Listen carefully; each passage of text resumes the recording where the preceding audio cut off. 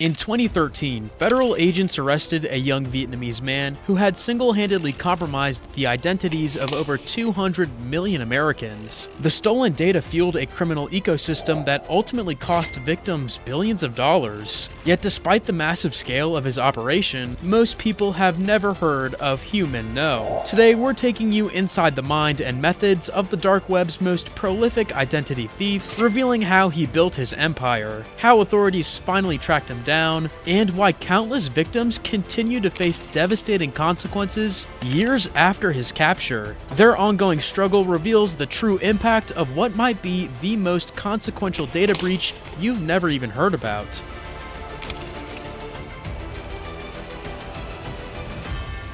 In the quiet suburbs of Vietnam's Cà Mau province, a teenage boy sat hunched over a secondhand computer, his face illuminated by the blue glow of the screen. This wasn't just any teenager exploring the digital world. This was Hieu Minh Ngo, and what began as innocent curiosity would transform him into one of the most prolific identity thieves in cybercrime history. Born in 1989, Ngo grew up in a modest household where technology was scarce. In Vietnam's early 2000s developing digital landscape, his fascination with computers stood out. By 14, he taught himself English primarily to understand programming languages and navigate tech forums. His early explorations stemmed from a universal teenage desire to understand, master, and belong. A digital caterpillar still innocent in its cocoon. The transformation toward cybercrime occurred gradually. As Ngo's technical skills sharpened in dimly lit internet cafes, the contrast between Vietnam's economic realities and digital possibilities became stark. With the average monthly income around $150, the sight of hackers making thousands in days created an irresistible pull. The blue glow of screens became his sole companion, the clicking of keyboards his lullaby, as he chose digital backdoors over conventional struggles. His first successful hack targeted a small Australian business, enough to prove his capabilities. The rush of bypassing security coupled with the financial reward created a potent psychological cocktail. The caterpillar had begun its transformation into something more predatory. By 17, Ngo had transitioned from opportunistic hacks to methodical exploitation of vulnerabilities in larger systems. What distinguished Ngo was his business acumen. While many hackers focused on immediate payoffs through direct theft, he recognized something more valuable: the infrastructure of identity theft itself. He built systems to sell thousands of identities to others who would do the dirty work. Vietnam's emerging digital economy provided perfect cover. Law enforcement focused primarily on physical crimes, with cybercrime units still in their infancy. This regulatory blind spot allowed Ngo to operate relatively freely, building increasingly sophisticated hacking tools while hopping between internet cafes to mask his activities. By 19, he had connected with dark web forums where stolen data was the primary currency. American identities proved particularly valuable. Comprehensive packages containing social security numbers, addresses, and credit histories selling for $50 to $200 each. With Vietnam's annual income averaging $1,800, selling just one identity weekly would surpass what most peers could earn. His environment failed him as much as he failed his victims. With no mentors to guide his talent toward legitimate opportunities, and few industry pathways for someone of his abilities, criminal forums became his professional network. The metamorphosis was complete. The curious teenager had emerged as a digital predator. By 21, Ngo had evolved from individual hacking to creating sophisticated infrastructures for data theft, targeting companies that aggregated consumer data rather than consumers themselves. The psychological transformation was perhaps most disturbing. Distance between his actions and their consequences created perfect conditions for moral disengagement. Victims became mere data points, strings of numbers flowing through his systems. With each breach, Ngo expanded his operation from stealing dozens of identities to millions. He established connections with criminal syndicates across Eastern Europe and Russia, becoming a wholesale supplier in the identity theft ecosystem. What made Ngo truly dangerous was what he represented: the convergence of technical skill, business intelligence, and moral flexibility, unbounded by geographical limitations. In a globally connected world, talent without ethical guidance becomes weaponized. While most criminals operate like smash-and-grab thieves, Ngo built the equivalent of an Amazon marketplace for stolen identities. What made his operation truly revolutionary was its scale and simplicity. He didn't need to hack 200 million Americans individually. Instead, he found something far more efficient: the front door to America's most sensitive data warehouses. Ngo's breakthrough came when he identified a critical vulnerability in how America's consumer reporting ecosystem operated. His primary targets weren't individual consumers, but rather the massive data brokers that already had what he wanted: Court Ventures Inc. and US Info Search. These companies maintained enormous databases containing social security numbers, dates of birth, bank account details, and other personal information for hundreds of millions of Americans. They functioned as identity theft supermarkets waiting to be exploited. Ngo's criminal genius manifested in his approach. Rather than attempting a technically complex hack, he created PP Company, a front business based in Singapore. He approached Court Ventures posing as a legitimate data broker, needing access for background checks. Court Ventures, which had a data sharing agreement with US Info Search, failed to verify his credentials. Through this convincing deception, he gained authorized access to sensitive personal data. In one strategic move, Ngo transformed from outside hacker to insider with legitimate credentials. Court Ventures provided him direct query access to their systems, interpreting his regular payments of approximately $40,000 as evidence of a legitimate business relationship. For nearly 18 months, he performed millions of queries, harvesting personal information at industrial scale while appearing as just another business partner. Once inside, Ngo built automated systems to extract and process data efficiently. His queries were strategically designed to pull complete identity packages, most valuable to criminals. The infrastructure he created allowed him to sort, categorize, and package stolen information for easy consumption. What would have required an army of hackers, Ngo achieved through automation and legitimate access. With his pipeline established, Ngo launched Superget.info, a user-friendly marketplace on the dark web operating from 2007 to 2012. The site functioned as a digital department store where stolen lives replaced consumer products. Clients could search for specific victims by state, age, credit score, or banking relationships. His sophisticated pricing structure ranged from $1 for basic identity information to $200 for premium packages containing victims with excellent credit scores or substantial financial resources. The marketplace offered tiered subscription plans from $199 to $1,500 monthly, essentially creating a SaaS, stealing as a service business model for identity theft. Clients from individual fraudsters to organized crime networks could shop for identities with the same ease as ordering products online. Ngo marketed his service as a comprehensive identity theft solution, even providing quality assurance. His website advertised, "Our servers automatically detect if this SSN is used with other people, and we verify the owner's name and address to make sure this SSN is real." This was a professional criminal enterprise with quality standards. The scale was staggering. Through Court Ventures, Ngo accessed personal records of approximately 200 million Americans, 2/3 of the US adult population. His marketplace attracted over 1,300 paying clients, who collectively made hundreds of thousands of queries. Between 2007 and 2012, his personal profits reached approximately $2 million, a fortune in Vietnam, where he operated from. The most disturbing aspect was how Ngo's ruthless efficiency turned America's information economy into a weapon against its citizens. Behind each stolen record was a real person whose financial security would soon be shattered, creating ripple effects that would devastate lives for years to come.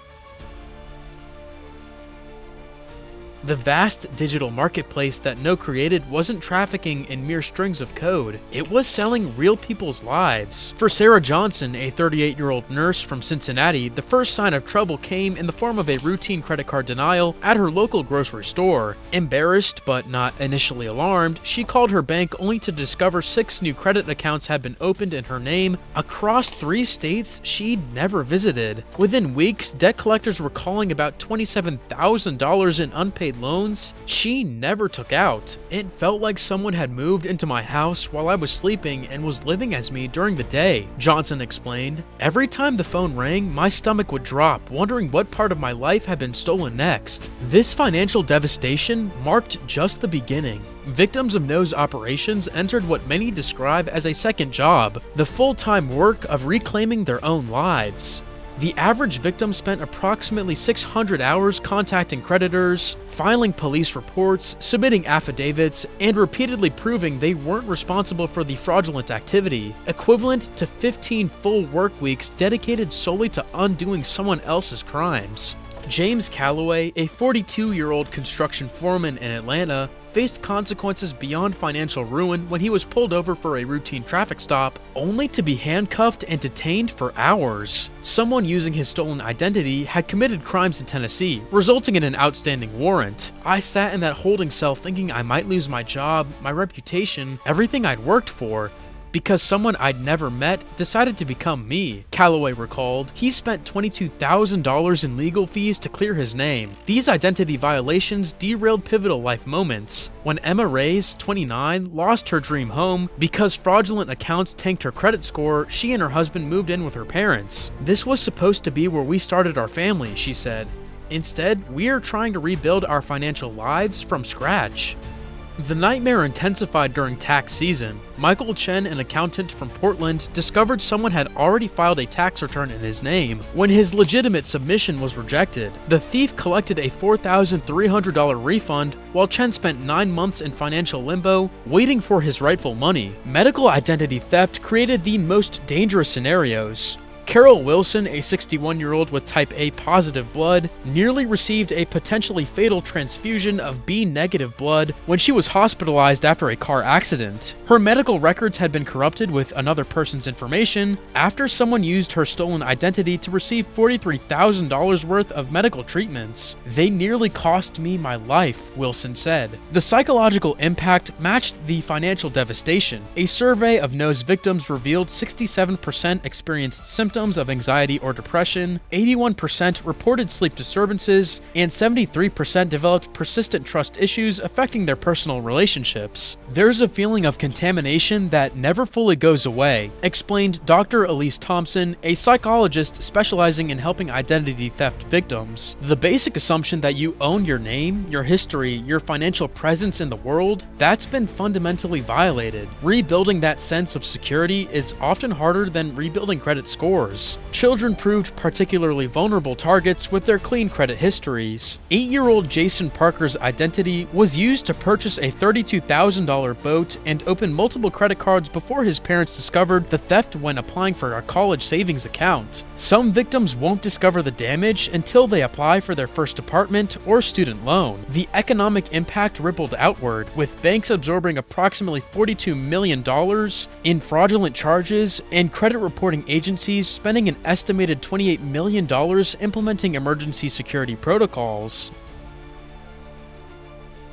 The digital trail of economic devastation left behind by Ngo's operation eventually caught the attention of specialized cyber units within the Secret Service and FBI. What these agencies discovered shocked even veteran investigators. The scope of the breach traced back to a single individual who had never even set foot on American soil. But how do you catch someone who exists primarily in the digital shadows, operating from a keyboard half a world away? The first red flag appeared in early 2012 when Experian, which had recently acquired Court Ventures, conducted a routine audit of their data access clients. The volume of queries coming from a Singapore-based company raised immediate suspicions. Account logs revealed millions of searches for highly specific personal information, a pattern inconsistent with legitimate business purposes. The volume and specificity of the searches were unprecedented, said Special Agent Peter Cassidy, who led the initial investigation. We're talking about hundreds of thousands of queries for full SSNs, addresses, and credit histories, information that has no legitimate business use at that scale. The Secret Service's Electronic Crimes Task Force joined forces with the FBI Cyber Division to form a specialized unit codenamed Operation Open Market. Their investigation rapidly evolved into one of the most complex cyber manhunts in law enforcement history. The investigators made significant headway by analyzing payment records and digital footprints simultaneously. Wire transfers from a Vietnamese bank account and IP addresses traced to Saigon internet cafes converged to indicate the perpetrator's location. Concurrently, intelligence analysts identified a sophisticated dark web marketplace called superget.info, offering unprecedented access to American consumer data. This wasn't some amateur operation, FBI agent Sarah Williams explained. The site used sophisticated encryption, multiple proxies, and a complex payment system that laundered cryptocurrency through a maze of digital wallets. As conventional methods proved insufficient, the investigation pivoted toward human intelligence. Agents created criminal personas to infiltrate the marketplace, making strategic purchases that yielded vital metadata about the administrator. Technical analysis of communications revealed linguistic patterns consistent with Vietnamese English language education. After gathering substantial intelligence, the team executed their master stroke. An undercover agent established regular contact with the site administrator, gradually building trust through consistent business. Then came the pivotal moment. The agent proposed a lucrative partnership that required meeting in person. It was our Hail Mary play. Agent Williams revealed, "Digital criminals rarely expose themselves physically, but we designed an offer so lucrative that it might overcome caution." The strategy worked brilliantly. The administrator, identified as Hieu Minh Ngo through Vietnamese intelligence, agreed to meet in Guam, a U.S. territory that appeared less threatening than the mainland while allowing American law enforcement to operate. In February 2013, the trap closed. As Ngo cleared customs at Guam International Airport, believing he was expanding his criminal empire, Secret Service agents surrounded him and arrested him. The look on his face when we identified ourselves as federal agents showed he had never considered this outcome possible, said Agent Cassidy. His elaborate digital fortress crumbled the moment he stepped into physical jurisdiction. Ngo's capture marked a watershed moment in international cybercrime enforcement. U.S. authorities had successfully apprehended a major cybercriminal who had operated exclusively from foreign soil, demonstrating that digital anonymity has limits when human psychology and profit motivation enter the equation. The evidence recovered proved invaluable. Ngo's devices contained comprehensive records of transactions, client lists, and access methods that helped identify dozens of his customers. The data also revealed previously unknown vulnerabilities in America's consumer information infrastructure, ultimately leading to significant security reforms. As investigators combed through digital evidence, they uncovered something that would transform Ngo from captor to collaborator in one of the most unusual plea deals in cybercrime history. Despite orchestrating what experts called the most devastating identity theft operation in US history, the punishment that followed would spark intense debate about whether our legal system is equipped to handle crimes of this magnitude. Upon facing the weight of evidence against him, Ngo made a strategic decision that dramatically altered his fate. He agreed to cooperate extensively with federal authorities, walking investigators through his entire operation with remarkable detail. He identified dozens of his most prolific customers, major players in organized crime networks spanning from Eastern Europe to North America. U.S. Attorney Damian Williams explained, Ngo's cooperation represented a rare opportunity. His intimate knowledge of underground forums gave us access to criminal networks that would have taken years to infiltrate otherwise. This collaboration directly led to the arrest of 20 major identity thieves across 15 states who had collectively accumulated more than $65 million in fraudulent charges. Ngo's assistance extended beyond identifying accomplices. He worked with cybersecurity experts to patch critical vulnerabilities in multiple data broker systems and provided crucial intelligence about emerging hacking techniques, giving authorities valuable insight into evolving cybercriminal methodologies. For this cooperation, Ngo received what many victim advocates considered a lenient sentence, 13 years in federal prison, later reduced to 7 years. This punishment, representing minutes of incarceration for each of the 200 million identities he compromised, ignited debate about proportional justice in the digital age.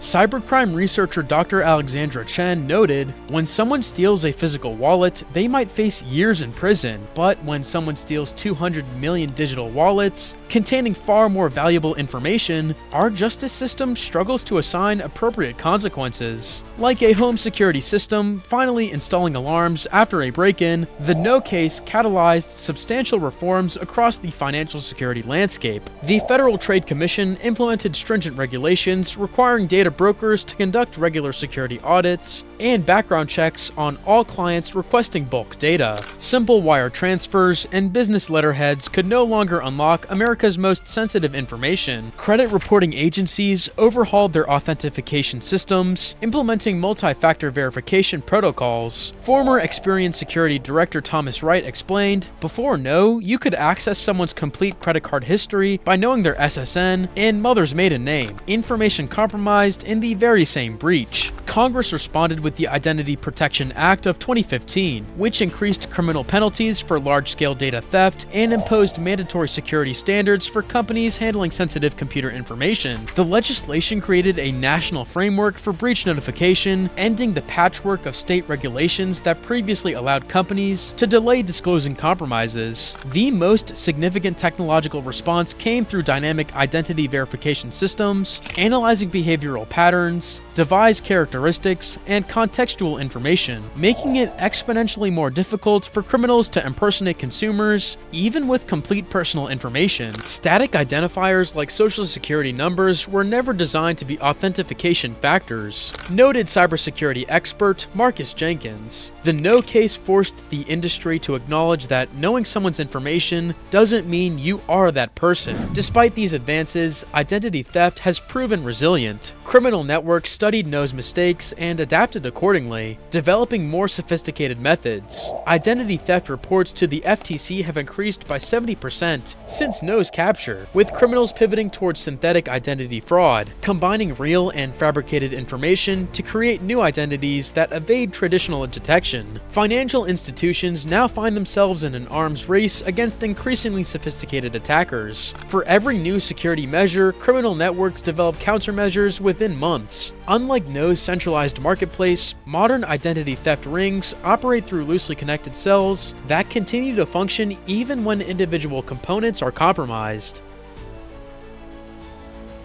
The story of Hieu Minh Ngo serves as a digital age parable about the fragility of our personal information. As we've seen, our identities, reduced to strings of numbers and data points, have both become our most valuable assets and our greatest vulnerabilities. Even as cybersecurity evolves, criminals adapt their methods with alarming speed. While No sits in his cell, thousands piece their lives back together. Millions remain oblivious to their exposure. Our financial existence can be copied, sold, and weaponized with frightening ease. What steps will you take to protect your digital reflection? The ultimate protection lies in our vigilance as digital citizens in this house of mirrors.